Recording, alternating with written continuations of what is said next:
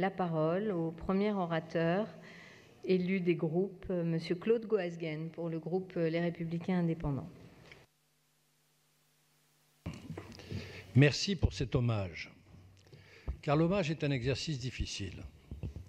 C'est un exercice qui n'est pas le jugement. Nous ne sommes pas là ici pour juger de la politique de Jacques Chirac. Nous sommes là pour rendre un hommage à celui qui, toute sa vie, a servi notre pays et a servi notre ville. Les historiens pourront débattre, tant qu'ils souhaiteront, de ses actions politiques. Mais cela nous impose à nous d'être au-delà des contingences électorales et d'avoir un peu de continence dans les propos. Moi, je voudrais dire de Jacques Chirac, que j'ai eu l'honneur de servir, aussi bien à Paris qu'au gouvernement et à l'Assemblée, et que c'était un homme exceptionnel et que toute sa carrière, d'ailleurs, est marquée par l'exception. On pourra dire de Chirac qu'il était de gauche ou de droite, je ne suis pas sûr que les deux appellations lui colleront parfaitement, dans la mesure où Jacques Chirac était en toute hypothèse un humaniste. Mais c'était un homme très surprenant par les décisions qu'il prenait, et je vais essayer d'en donner quelques exemples. Voilà un homme qui est élu à Paris et qui va mener une politique à partir de 1977, qui n'est pas une politique convenue d'un maire de droite qui devrait d'abord servir ses propres partisans. Et Jacques Toubon l'a très bien rappelé, Jacques Chirac a eu tout de suite l'attention portée sur les arrondissements qui étaient les plus en difficulté, qui n'étaient pas les plus favorables d'ailleurs à la droite, et quelquefois d'ailleurs nous avons dû le lui reprocher. Néanmoins, c'était un homme qui s'était engagé à ne pas être sectaire et qui travaillait pour l'intérêt de la ville de Paris. D'ailleurs ici, dans cette assemblée où il y a encore quelques survivants, il était très attaché à l'opposition, auquel il rendait un hommage constant, aussi bien à Georges Sard qu'à Bertrand Delanoë. Et Jean Tibéry en est le témoin, je voudrais le saluer, j'ai oublié de le faire. Il était très attentionné à la vie de l'opposition, non seulement sur le plan politique, mais sur le plan matériel.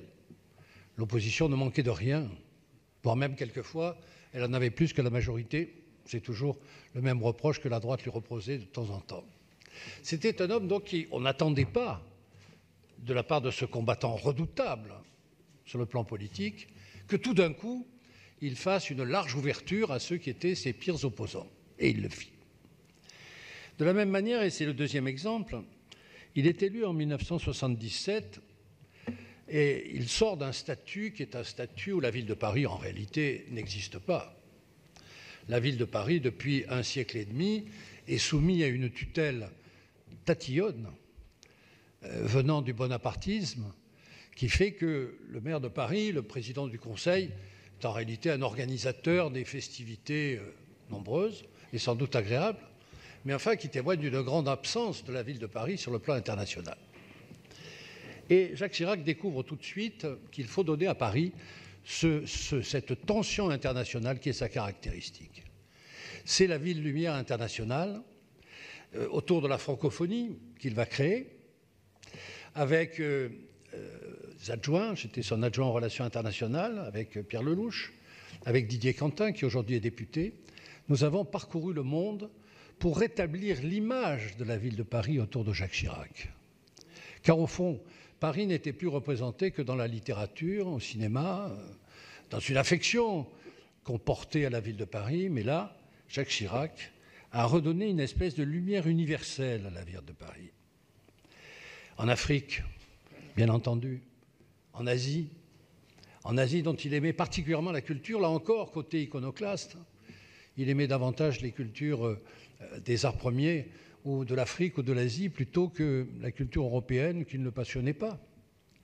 Iconoclaste encore lorsqu'il est docteur honoris causa de l'université de Samarcande. Il faut connaître l'université de Samarcande pour être apprécié par les universitaires mongols ou de Samarcande. Il est docteur honoris causa car il connaît parfaitement, par goût personnel et presque par contradiction personnelle, il connaît mieux l'histoire de l'Afrique et sa culture en détail, celle de l'Asie, celle du Japon, que la culture européenne, française, sur laquelle il n'a pas de mépris, mais un intérêt qui est un intérêt, je dirais, normatif, normal. Et puis, donc Jacques Chirac, tellement différent, tellement exceptionnel, qui mène l'exception et qui nous surprend, il est exceptionnel et surprenant dans l'enthousiasme qu'il suscite. Car Chirac est un homme qui suscite l'enthousiasme.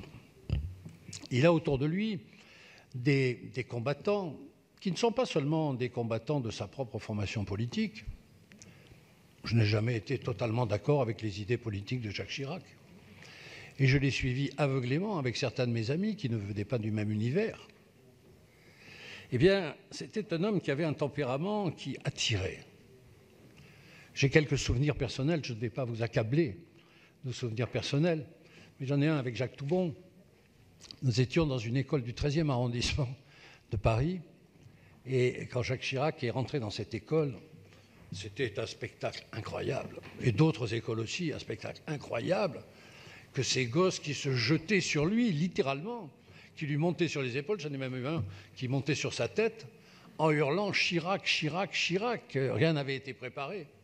Car cet homme, par son physique, par son nom, par l'empathie qu'il suscitait à l'égard des uns et des autres, suscitait un enthousiasme qui allait bien au-delà des critères politiques. Et cet enthousiasme, on l'a retrouvé.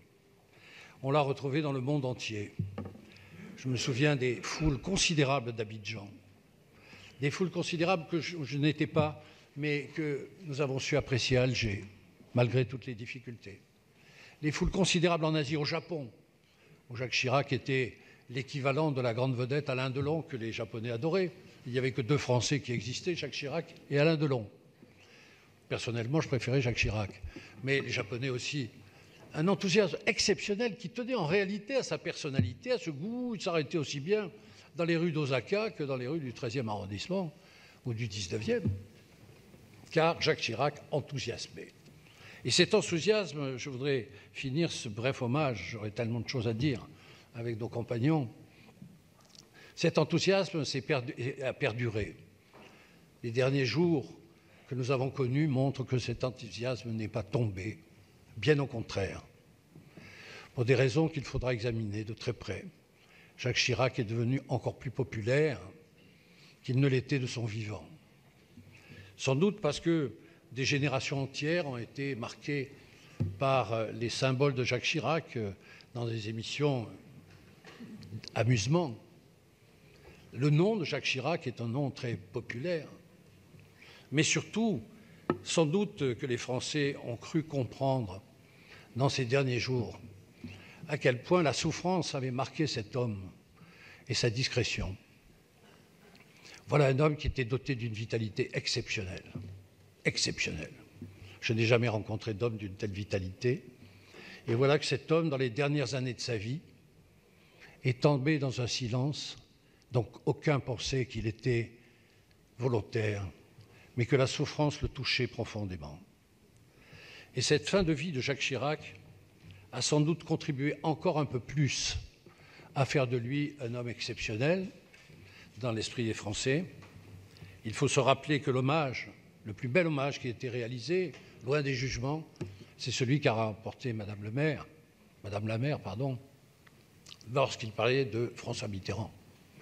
Son adversaire absolu, le combattant de sa vie, et bien que chacun ici se souvienne que voilà 2 adversaires d'un très grand niveau qui, chacun, ont rendu hommage à l'autre. Et je trouve que c'est la plus belle des leçons que l'on peut donner à la politique, à Paris comme dans toute la France. Merci en tout cas de nous avoir donné cette possibilité.